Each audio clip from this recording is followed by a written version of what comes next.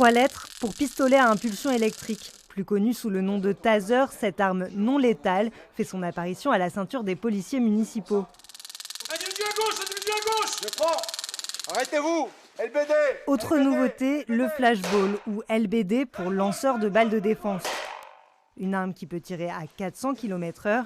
Ces équipements ne peuvent être déployés que dans des contextes bien précis.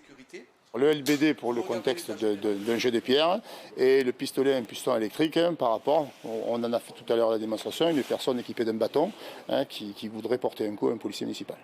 Sous l'œil du maire et de son adjoint, les policiers découvrent leur nouveau matériel. Déjà utilisé par la police nationale, le LBD est souvent critiqué pour son imprécision et les blessures graves qu'il peut causer. Pour la municipale, le but, c'est avant tout de dissuader.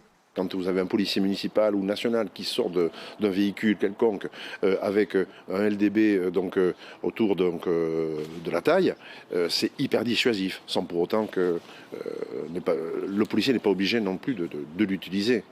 Donc comme je dis, c'est quand même un armement qui est très encadré sur le plan législatif, puisqu'on ne peut l'utiliser qu'en cas de légitime défense. En tout, 51 policiers ont été blessés sur le terrain en 2020, 18 cette année. Les LBD seront déployés dans les quartiers les plus sensibles. Voilà, il faut prendre quand même certaines précautions qui sont bien prises. Puis finalement, on a vu qu'ils ne pouvaient pas s'en servir n'importe comment. Ils sont souvent agressés, ils sont souvent malmenés, donc c'est normal qu'ils puissent se défendre.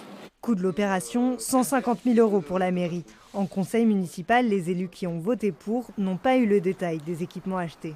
Je ne pense pas qu'il y ait en tout cas une nécessité absolue qu'ils aient ces armements en plus de déjà tout ce qu'ils ont. Je sais qu'ils ont un travail qui est parfois difficile. La solution recherchée, c'est que ça soit dans l'apaisement. Je crois que ça peut faire l'effet contraire, c'est-à-dire des tensions supplémentaires. Comme Nîmes, d'autres villes ont fait le choix d'armer leur police municipale de flashball.